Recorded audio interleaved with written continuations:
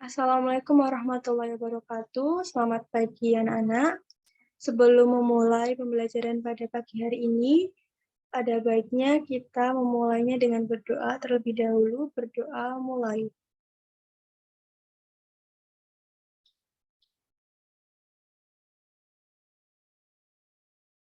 Berdoa selesai. Baik, bagaimana kabarnya anak-anak? Ibu harap semuanya sehat-sehat saja ya. Dan semoga kita senantiasa dalam lindungannya. Baik, pada pertemuan yang lalu, Ibu sudah membahas mengenai teks ceramah.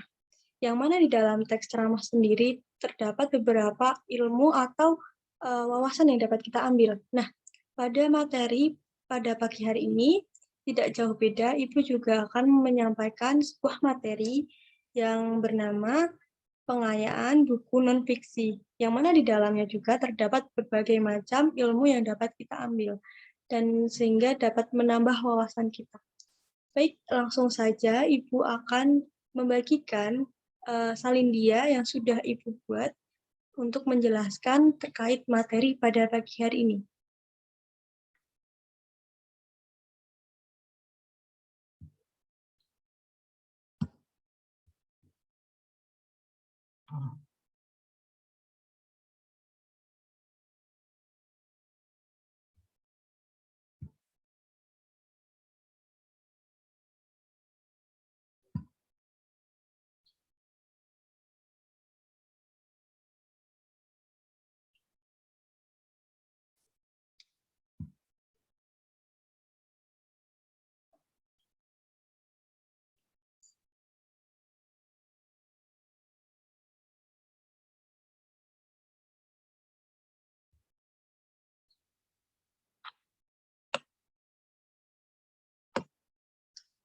Baik, materi pada pagi hari ini adalah pengayaan buku non-fiksi.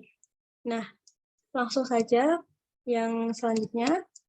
Jadi di sini Ibu akan membahas 5 aspek terkait materi pengayaan buku non-fiksi. Yang pertama ada aspek pengertian, kedua penggolongan, ketiga karakteristik, keempat bulir-bulir, dan yang kelima langkah-langkah. Langsung saja, selanjutnya yang pertama pengertian. Jadi pengertian buku pengayaan non-fiksi adalah buku yang digunakan sebagai rujukan standar pada mata pelajaran tertentu. Buku pengayaan non-fiksi berisi wawasan ilmu pengetahuan yang sangat berguna untuk menambah pengetahuan tentang berbagai hal. Buku pengayaan biasanya berisi pengetahuan tentang kesehatan, teknologi, ekonomi, dan pendidikan. Yang kedua, ada aspek penggolongan. Jadi, aspek penggolongan buku pengayaan non-fiksi di sini terbagi menjadi 2, yaitu yang pertama terkait materi dan yang kedua terkait penyajian. Nah, terkait materi sendiri terbagi lagi menjadi 3, yaitu yang pertama pengetahuan, yang kedua keterampilan, yang ketiga kepribadian. Nah, yang pengetahuan di sini buku yang memuat materi terkait memperkaya penguatan ilmu pengetahuan, teknologi, seni, ekonomi, dan bidang akademik lainnya. Salah satu contoh buku di bidang pengetahuan ini adalah sejarah adanya Perang Dunia II. Dan selanjutnya terkait materi keterampilan, buku yang memuat materi yang dapat memperkaya penguasaan keterampilan bidang tertentu. Contoh bukunya adalah bagaimana cara membuat mesin elektronik. Dan yang ketiga, terkait materi kepribadian. Nah, di sini buku berisi tentang kepribadian atau pengalaman batin seseorang. Salah satu contoh bukunya adalah Layar Tembalang karya Takdir Ali Sabansah. Nah, dan yang kedua, terkait pembagian mengenai penyajian, yang pertama ada ilmiah atau bisa disebut sebagai non-fiksi, dan yang kedua non-ilmiah atau bisa disebut sebagai fiksi. Nah, yang ilmiah ini merupakan buku yang ditulis berdasarkan kenyataan atau fakta. Salah satu contoh buku ilmiah tersebut adalah seperti Sejarah Kemerdekaan Bangsa Indonesia. Dan yang non-ilmiah atau fiksi merupakan buku yang dituliskan berdasarkan imajinasi penulis. Salah satu contohnya adalah novel karangan Terelie yang berjudul Bumi, Bulan, dan Matahari. Selanjutnya, yang ketiga ada aspek karakteristik. Baik, karakteristik buku pengayaan non-fiksi ada 5. Yang pertama, ada materi dapat bersifat kenyataan atau rekaan. Yang kedua, pengembangan materi tidak terkait langsung dengan kurikulum atau kerangka dasarnya. Yang ketiga, materi disajikan secara populer atau teknik lain yang inovatif.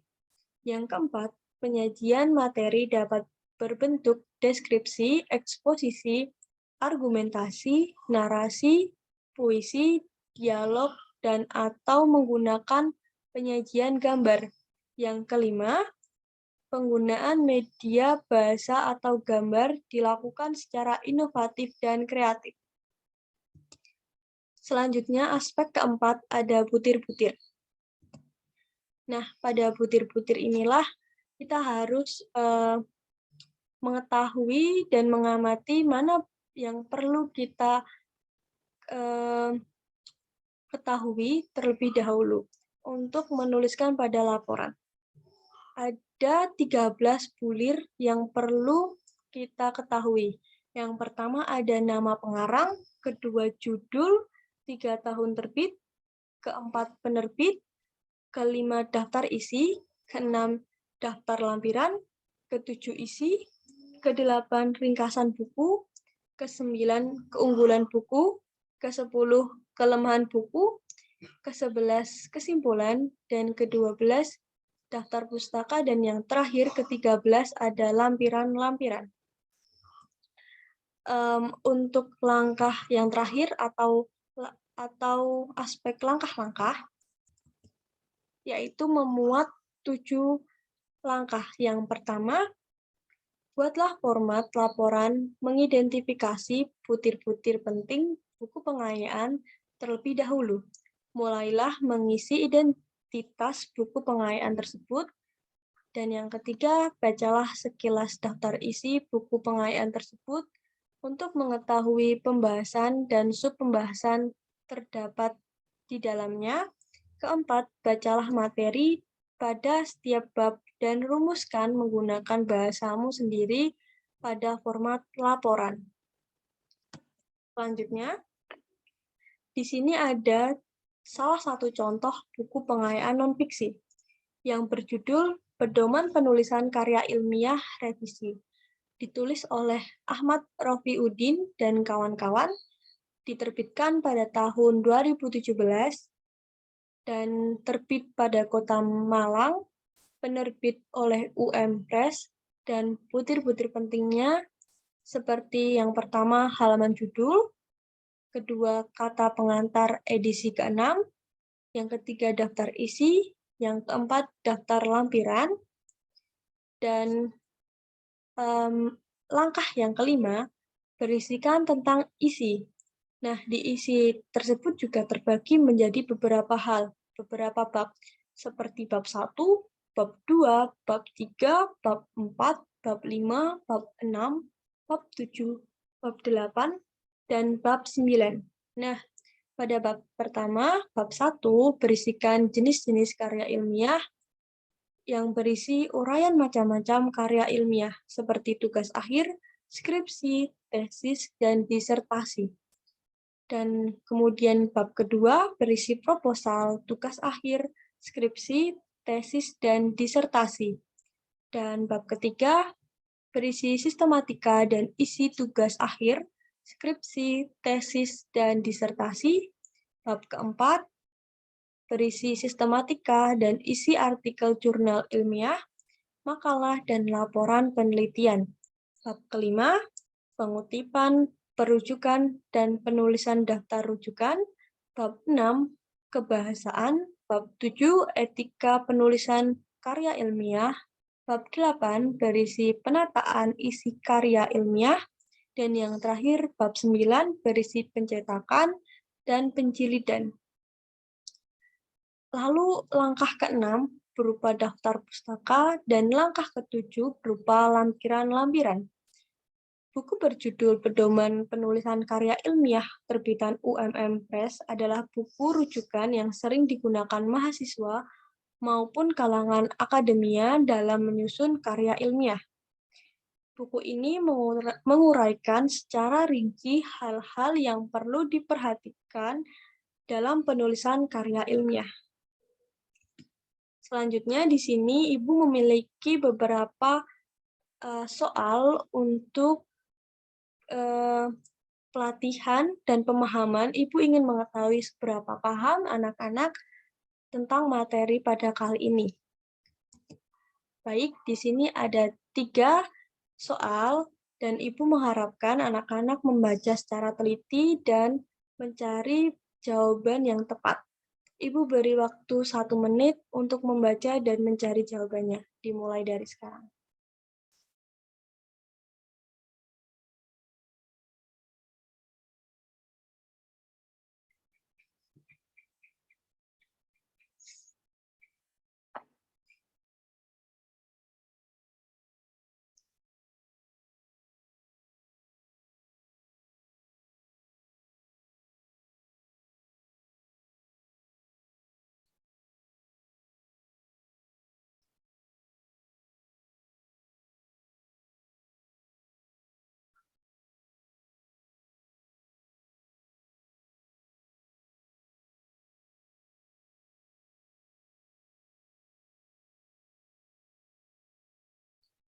Baik, sudah ya.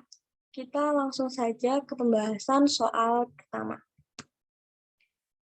Baik, untuk pembahasan soal pertama berbunyi, manakah yang merupakan tujuan buku pengayaan non-fiksi kecuali A. Sebagai penunjang buku pelajaran di sekolah, B. Untuk meningkatkan keterampilan, C. Untuk memperkaya pengalaman, D. Untuk memperluas wawasan, E. Untuk mengisi waktu luang.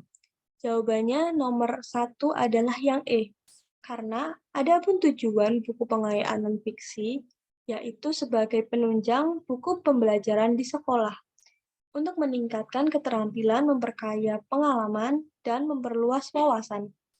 Buku pengayaan non-fiksi memang bisa menjadi alternatif pengisi waktu luang, tetapi itu bukanlah tujuan utama. Dengan demikian, jawaban yang tepat adalah yang E.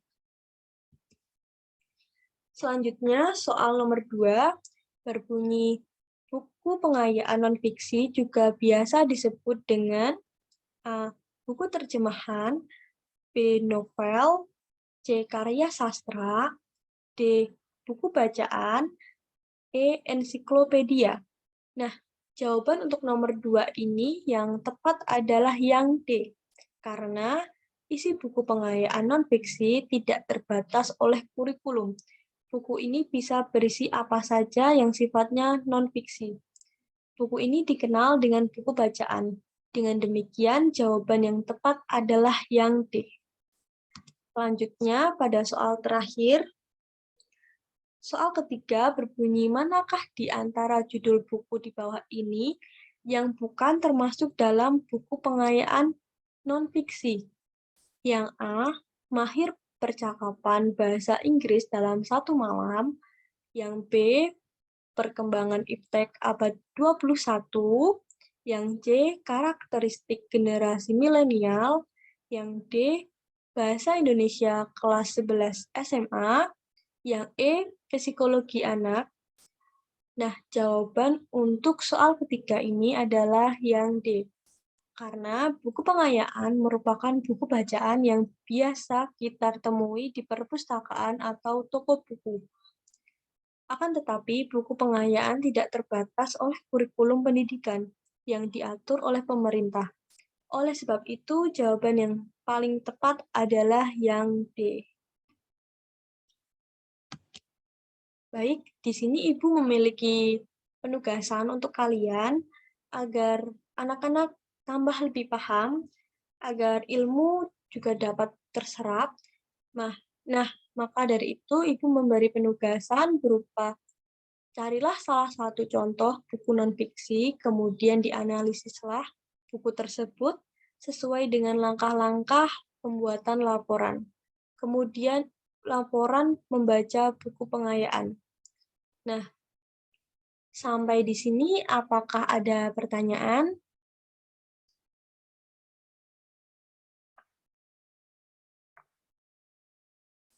Sepertinya belum ada ya. Dari sini, Ibu dapat menyampaikan kesimpulan materi pada pagi hari ini.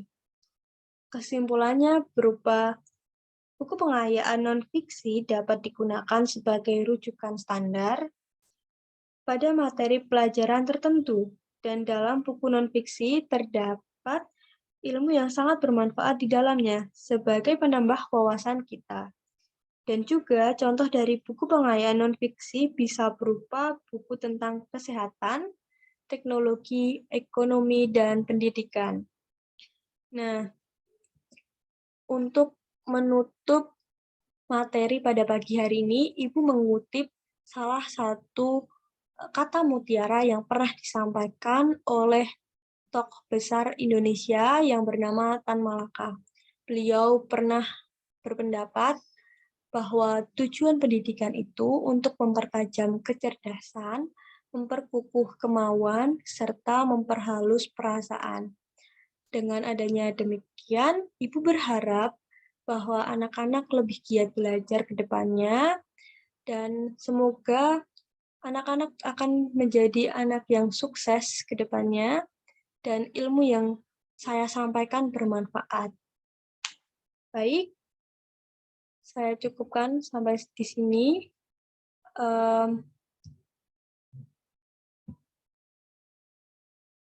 Nah,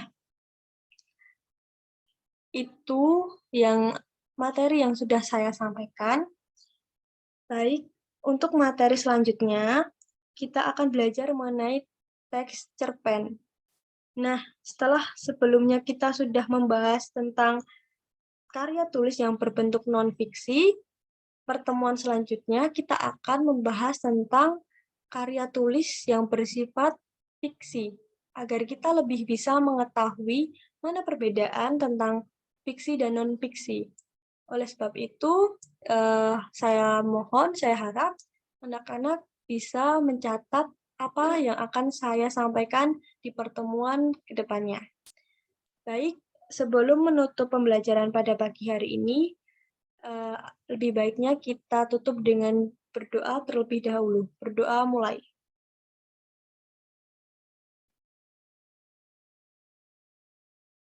Berdoa selesai. Baik, terima kasih kepada anak-anak yang sudah bergabung pada Zoom meeting kali ini. Semoga apa yang saya sampaikan dapat bermanfaat untuk kalian semua dan ilmu dapat berguna sepanjang masa. Sekian, wassalamualaikum warahmatullahi wabarakatuh.